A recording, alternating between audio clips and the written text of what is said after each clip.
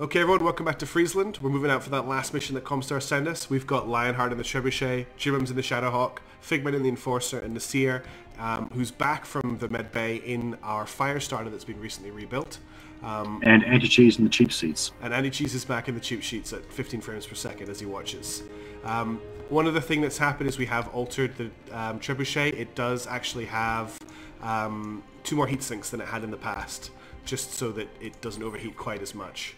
And we don't know what we're facing here, especially since there hasn't been any sign of the pirates for almost 2 straight months.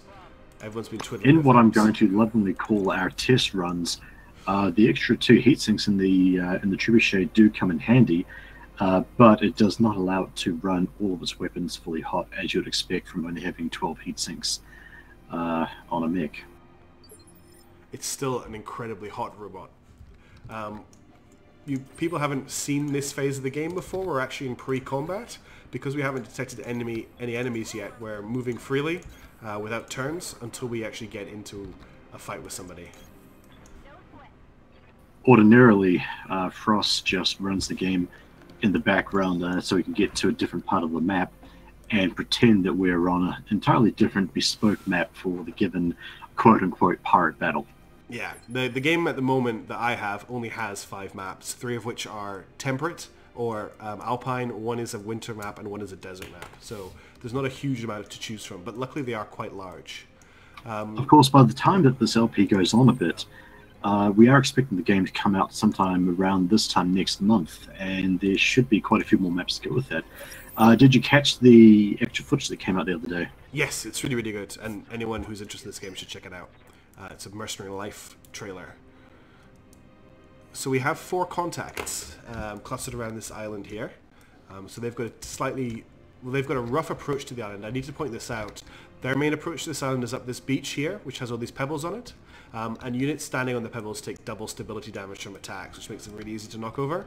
So getting to this island, if you're fighting over this area, and forcing them to come up this beach is actually really, really strong. I'm going to bring the Firestarter around this side of the island. And the Enforcer, I'm going to jump up just so we can get a little bit further, because it needs to get into the fight. Now, one thing that you were saying before we started recording today is that this map is actually better against the AI than with another player. What's the deal with that? Well, when playing the multiplayer beta for this map, what you generally found is nobody would fight over this island. You either get in a really boring slugging match down one of these lanes where everyone's standing in the water, or you'd find your opponent would run off up to the top of that mountain or something, and you would actually end up fighting over the lake at all. So we've got 4 medium mechs we're up against, by the looks of things.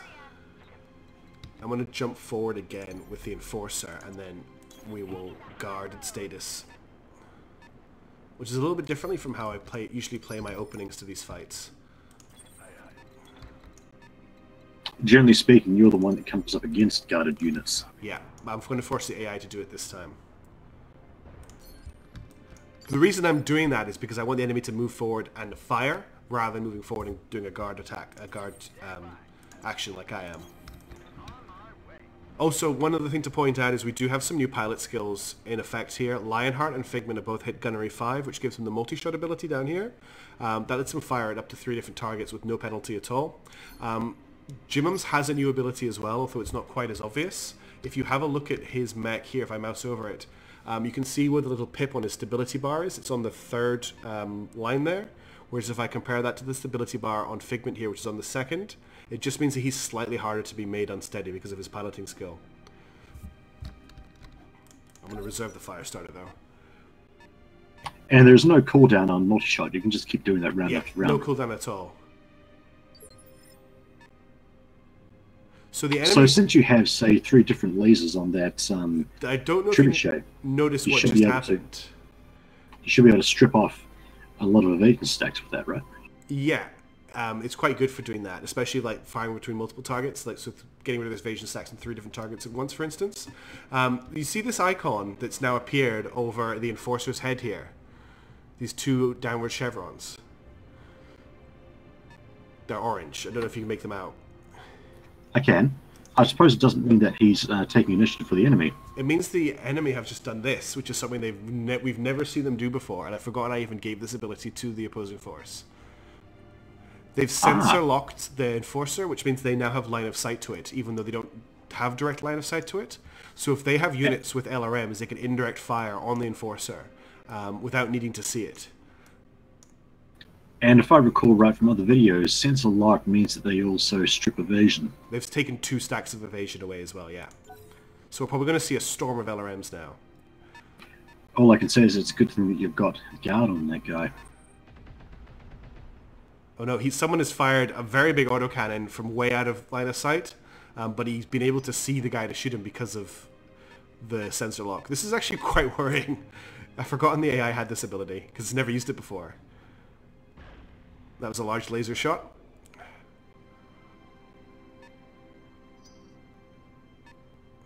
I have my fingers crossed here because this could turn out to be a very, very bad opener for us. And that's a PPC. Which is, I believe, what was it, Stackpole? The phrase goes, man-made lightning. Is this the first time we've come against PPCs in this LP? Or? No, not the first time. The Griffin that took off the arm of the Trebuchet had a PPC. Oh, right. But one of the things that's changed from the version of the game that we're playing to the version that we're getting is they've added a lot of visual effects. And one of the things that PPCs do is as they travel to their target, you actually see arcs of lightning come off them and ground themselves. It looks really, really cool. So we've now got a new debuff on the Enforcer as well, which is the sensors impaired. So he's got Figment's out a penalty to hit because the EMP effect of the lightning, or the PPC, has scrambled their sensors. We do have a minor ace in the hole, though, in that I can jump the fire starter forward and maybe just get line of sight on this guy, and we can do some retaliatory fire next turn once we work out what it is. If I maybe come to about here, we should get a decent shot, decent sight of what he is. If it's a meeting with PPCs, then nope, that is not a Griffin. This isn't the one that fired the PPCs, but this is a Shadowhawk. However, it doesn't have its obligatory AC5. It's in fact got lots of missile tubes, and it's got a bunch of SRMs and some medium lasers. So it looks like someone is maybe taking offense to the thread talking about Shadowhawks and Shithawks and trying to show us what a real Shadowhawk should look like. And 4 hours behind the end of the contract too. What luck.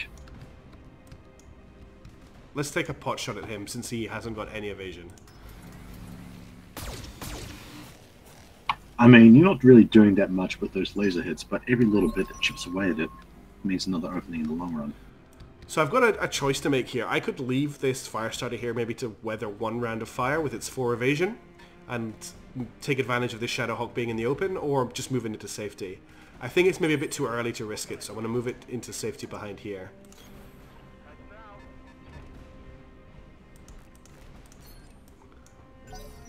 Let's see what the AI does. Now that the sensor lock will still be on my mech until Figment makes an action. So they still have sensor lock until I move her. Oh no, sorry, I take that back. It's until the mech that gave her sensor lock moves, which was this mech here. So they've no longer got the sensor lock. So I'm going to keep reserving while I've got the guarded status. That shot is because apparently a wise move. This guy here must have a slight bonus to his spotting radius, so they can see me while I can't see them.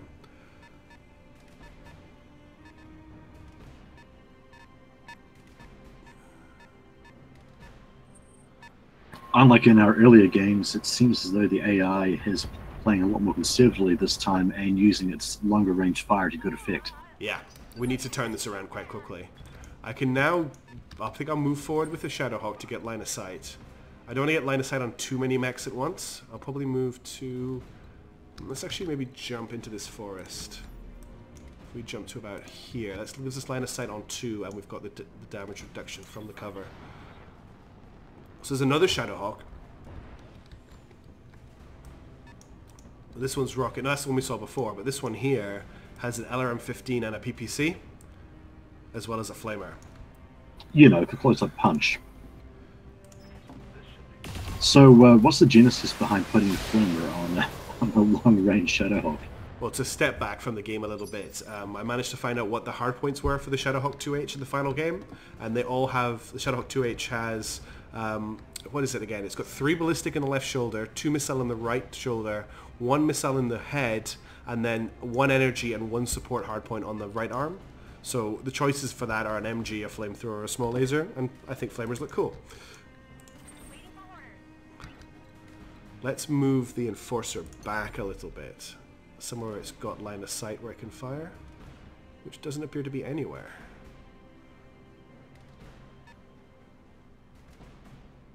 That's probably my best bet, but I could probably reverse to there. Yeah. And we're going to fire. The problem is that you're going to be exposed no matter what you do. It's just a matter of controlling that exposure and making sure that if you must take damage, you take it as little as possible. She's done a good job attacking for us so far, and even though she's taken a lot of fire, there hasn't been that much damage. The main issue, however, is stability damage. I was hoping to use the water to keep the trebuchet cooler, but I'm going to have to move it forward so that he's actually in range to hit this guy with his LRMs.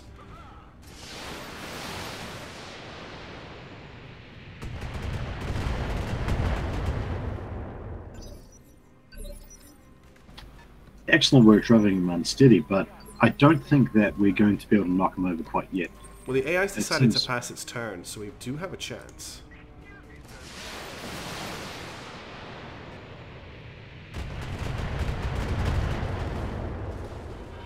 Okay, I stand very much corrected. I did not expect that to happen, especially given well, just how aggressively the AI has been moving and how likely it would be to even sacrifice a turn to just remove that debuff.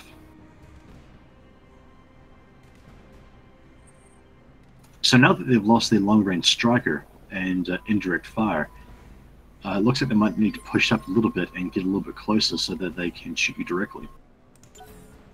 I want to try and force them to do exactly that, because their only target at the moment is the Shadowhawk, which has a lot of evasion and the cover bonus.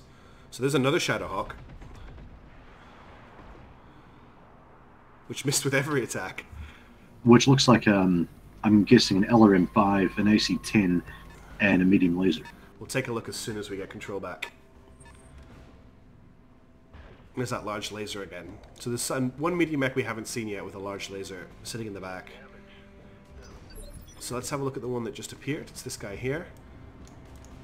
You were close. It's an AC-10, an SRM-4, a medium laser, and a flamer. That does not look like an SRM-4 on that model. Yes, it looks like an LRM-10. One thing I do quite like is if you look at this AC-10 here, it's got quite a nice thick barrel, whereas the AC-5 is somewhat smaller. So I like those individual weapon models rather than just reusing the same cannon model.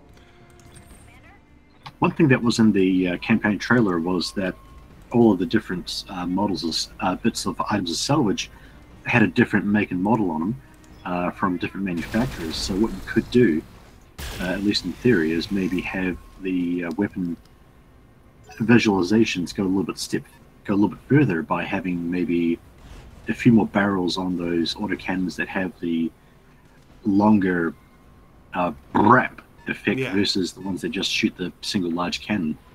One of the other things is that not only are there different weapon manufacturers, but there's actually advanced versions of weapons. And rather than having trade-offs, you might have more damage for less range, the upgraded weapons are just better. There's no downside to them at all, which I really, really like. It's a nice way of doing things. So you're not having to sort of sit and think about which weapon to use, you just know the weapon you've got is the better weapon. And you might also be a little bit more averse to risking losing that weapon. So do you really want to lose that nice, really nice PPC or large laser, or do you want to stand back and let the more disposable units take care of it? Exactly. What I could do here, if I was feeling brave, is I can't quite jump close enough. Let's just move forward and fire the medium lasers. I don't want to expose the fire starter too early, and I only have 3 shots for the flamers, so I don't want to overuse them. No, some good shots. That side, okay, the side torso's actually gone. Unfortunately, not the side with the weapons, but or I ammo, do think that torso has the ammo. No, I think whoever built these mechs put the ammo in the center torso as a little bit of a Achilles heel. What I'm going to do is give them a new target, which is a max evasion fire starter.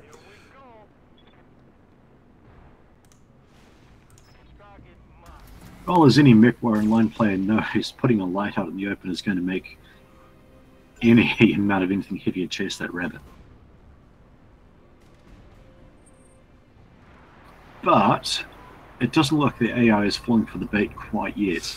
That's the right arm open on the Enforcer, and Figment has taken an And injury. our first headshot. So that right arm has the AC-10, so we really need to protect it.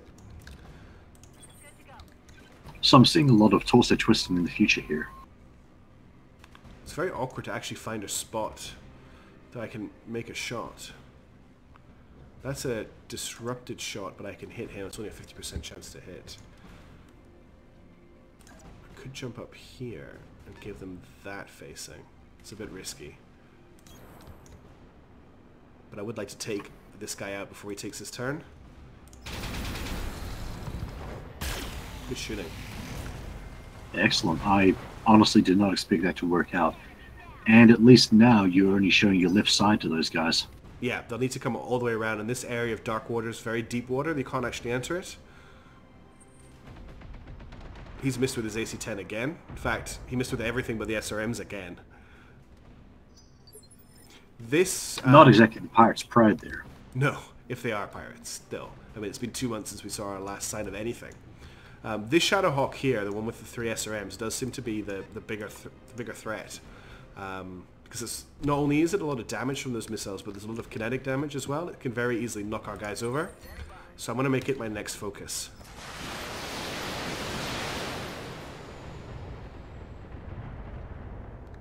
There's a pilot injury. All we've got left is our Jimmums. Our Jimmums.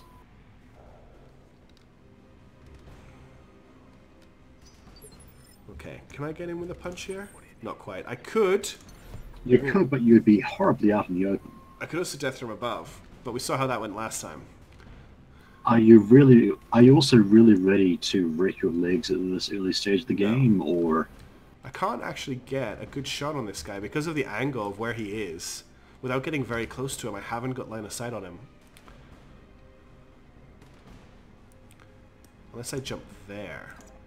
It puts me right in front of everybody. Gets us a look at what this mech is, though. It's another Shadowhawk.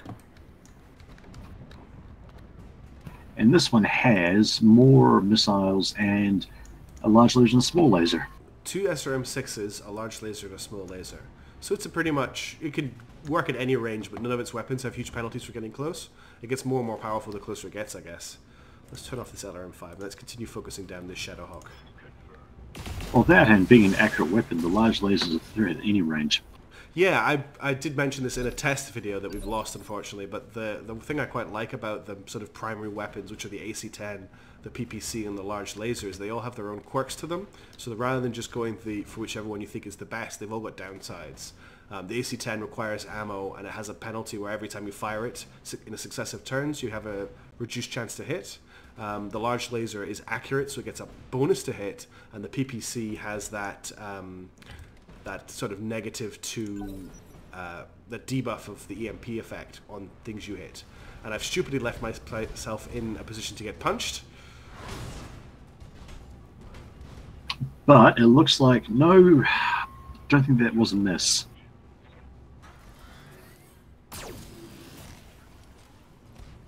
And to add insult to injury, a tiny little sting from that small laser. What we'll do is we'll punch back, because there isn't really a weapon we've got that's more effective. And that does give us a bonus of hiding our right arm from those other Shadowhawks. We unfortunately don't have a small weapon to take a shot with. They've given us the turn, so let's get a little bit aggressive. We're going to move. And since Jimmins was able to land that punch, that guy's very nearly knocked over. We're going to alpha strike with the trebuchet here.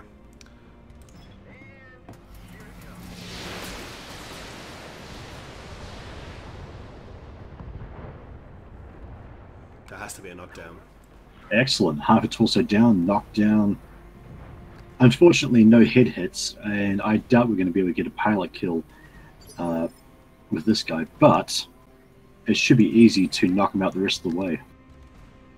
We're going to bring the Enforcer down, torso twist it as much to the left as we can, which isn't that much.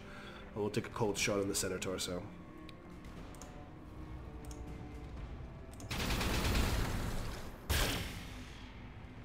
And that looks like a hit, or at least with the AC-10. AC-10 hit, miss with the large laser. If we have a quick look at this guy, he was carrying 180 armor in his center torso, compared to Jimmins, who has 115. So this Shadowhawk's actually running max armor, which is why it's been proving a bit more tricky to deal with. I suppose that with the high points on offer here, the Shadowhawk is turning out to be a pretty versatile platform, but... Jimmins just took another injury. Oh, poor Jimmins. It seems that he's a magnet for this stuff. But I'm sure that the thread's going to go crazy seeing this particular composition right after those hints from our Comstar liaison. It's almost like they want to teach us a lesson. Which is really pretty petty for our space wizards, but still. I really need to get the Firestarter into this fight. Okay, so the Flamer, how much is that going to be cancelled out by the fact that he's standing in the water? It's pretty much going to do nothing but damage here. But I'm going to take the Flamer shots, even though I'm not super happy with the fact that I'm not going to overheat him very much.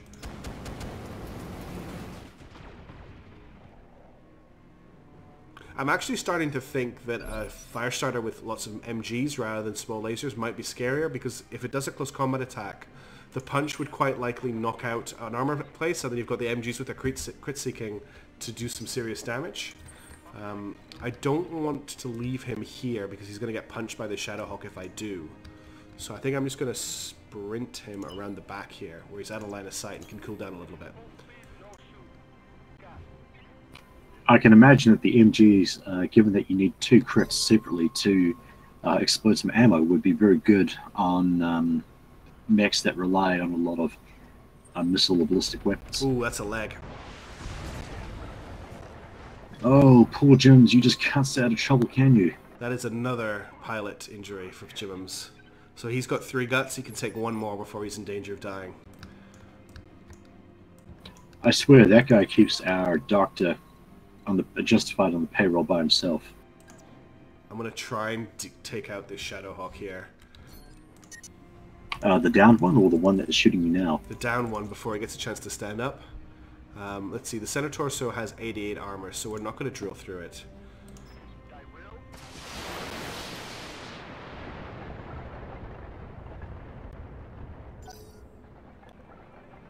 But oh, you might not be drilling through it, but you do have quite a lot of it down.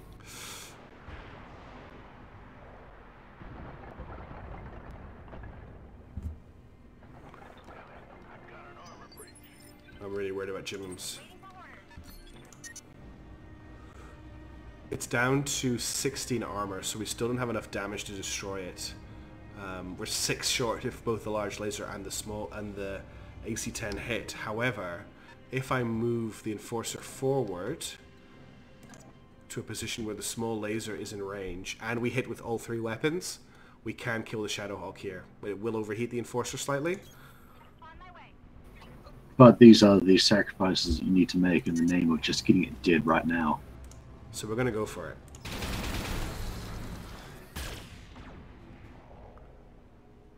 One shot scattered to the side torso a bit. Yeah. I suppose that if we can knock out those SRMs, it becomes a bit less of a threat when it wakes up.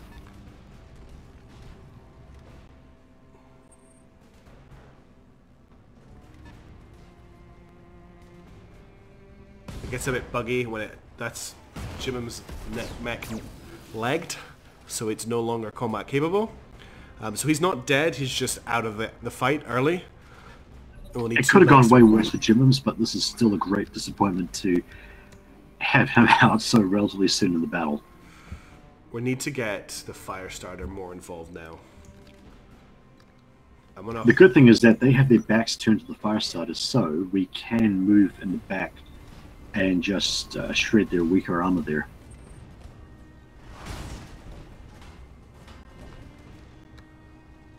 I think that was a miss in the melee, but... It wasn't. It hit the torso. I suppose it's a bit of a problem with the camera at the moment, is that it can be a bit hard to tell just what is and what isn't a hit, although there was a great tweet out recently showing the new punch cam, which Yeah, gave me looks some pretty great good. flashbacks to. Did you remember the XCOM remake expansion that had those mech suits? Yes, with the what were they called again? The sectopods and the no, not sectopods. What were they? Yeah, sectopods were the sectors in the mech of their own, and they would have these great punch battles. Yeah, they had really good cutscenes for when like almost like a Dawn of War sync kill. I'm gonna try and get a shot from this arc here, and hopefully finish off this Shadowhawk. So since you're taking a penalty to hit on your LRMs there, you're just going to go with the mediums? Just gonna go with the mediums. I need to cool down a little bit as well. The center torso has 46 internals left. I need to hit with all three. And because you need that exact combination, we know it's not going to happen. Yeah, he hit the leg twice and missed. It's down to Nasir. We still have 2 pristine Shadowhawks as well. On the bright side, we should not be short of any salvage to give Jim's back some new legs. It's not really a very useful shot from there. Which is assuming, of course, that he doesn't roll an injury like actually losing a leg in Mech HQ.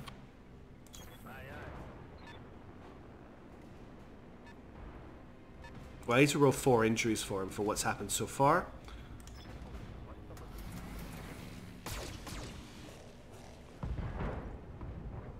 Okay. Excellent. Okay, so that... Well, the problem is that one's already in punch range, so he's just going to keep on kicking. Yeah, even though the mech's lost its weapons, it doesn't lose any effectiveness in terms of its close combat capability. So I think, luckily we got another go with the Firestarter. So I'm just going to finish off the Shadowhawk. So you can lose a leg and both side torsos and still be combat effective, but can you still make a melee attack if you're legged? Not if you're legged. Oh, if you're legged, if you lost one leg, yes you can. Okay, so it's not like tabletop where He didn't finish it kicking off becomes there. a lot harder. That's really bad. Although it's running away, which is good. And it's sensor locked. So we now know which mech has a sensor lock ability. It's this one.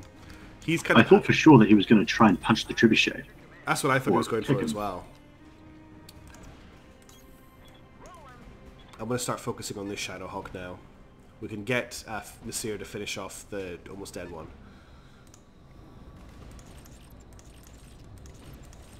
Okay, I can fire both LRMs without overheating. Let's use our focus ability to get rid of his evasion.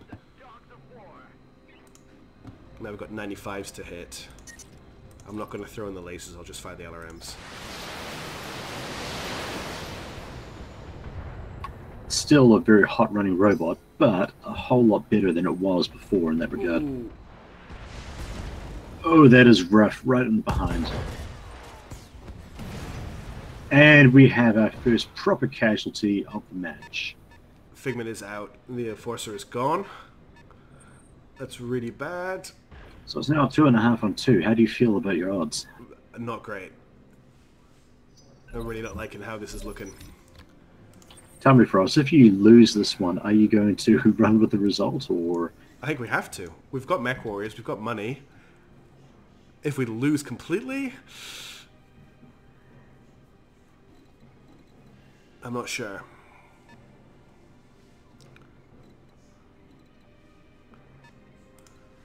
I'd say that, yeah, you can use your flames to overheat that Shadowhawk and take him out of the match for a round, but now your Firestarter is going to be losing a whole lot more close combat effectiveness since he's out of flame juice. Which, I get why they did it, it's just still a bit of an adjustment going from having them be a function of the engine. It wasn't a full overheat, unfortunately. It didn't shut him down.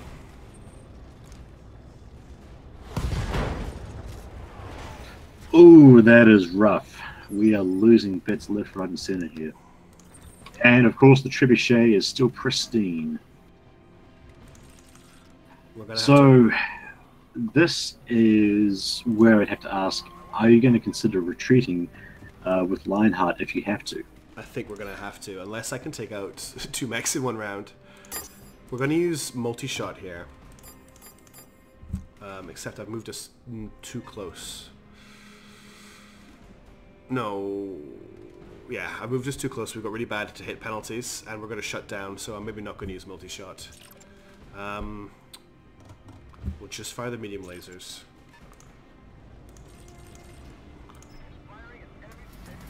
Well, at least your odds here are good. Not if you've got Lionheart piloting the mech. And not if he still has rare torso armor. For once, having your back turned to the enemy actually turned out to be an asset here, which is not really something you can often say in Battletech. I think we have to take a look at what's going on here and start to retreat. It's going really badly, really quickly.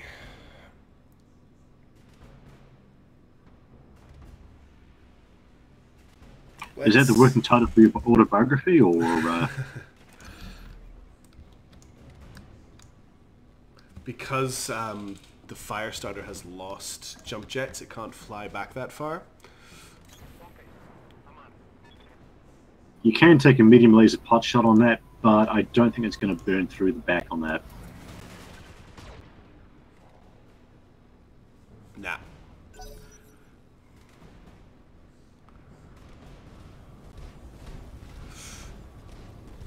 He's still close enough to be attacked.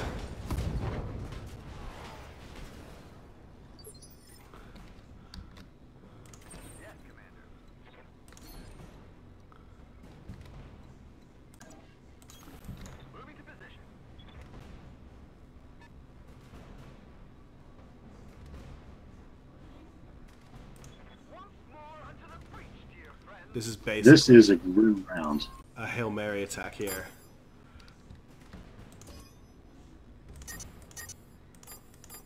That's going to overheat him horrendously. That's not going to shut him down. That's the attack we're going for.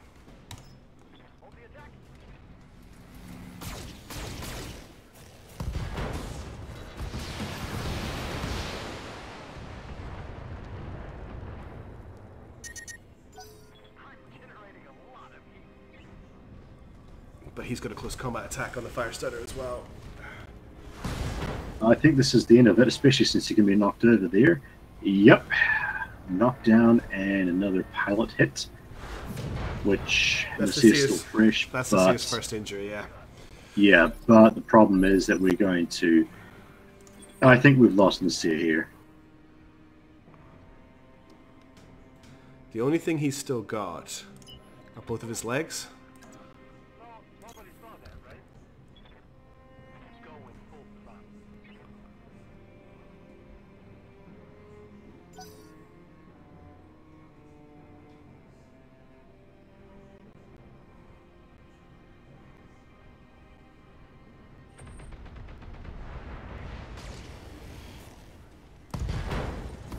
LRM ammo explosion.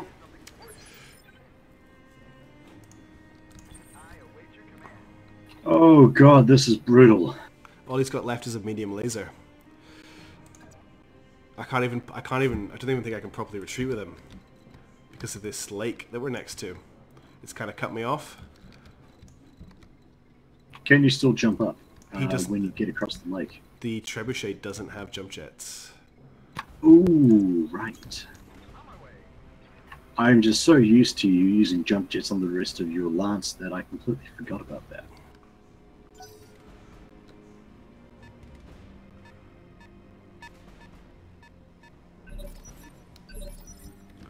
Alright, we are running. If I can disengage from the enemy, we'll count that as a retreat. So if we actually lose sensor contact.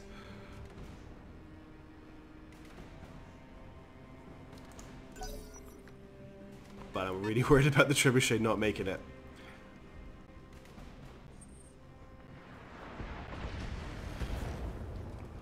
Oh, this could have gone so much better. On the bright side, Jimmins probably is not dead, and Figman didn't take enough damage to, I think, properly be in the danger zone for death checks. So if these are, in fact, comp cells looking for a humiliation bout, then there's always a possibility we could do a prisoner exchange, or at least a ransom. I'm getting up in more debt.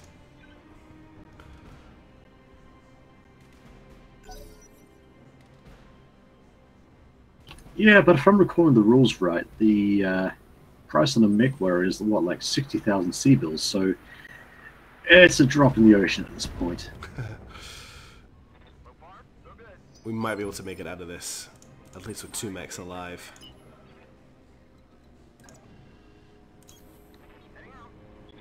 This is one thing, actually, I do have something positive to talk about here. One thing that's not in the new game, in the full game of Battletech, is this running away to retreat. There's actually just a retreat button, and you press the retreat button, and that is the end of the mission instantly. Because there is something to be said about how tedious what I'm doing right now is. As soon as we break sensor contact, though, I'll just call it. Which we're about to do. Hopefully. You promised me a short round this time, but I did not expect it to be short because you're going to be completely crushed like this. I think we've definitely learned our lesson about talking bad about the Shadowhawk.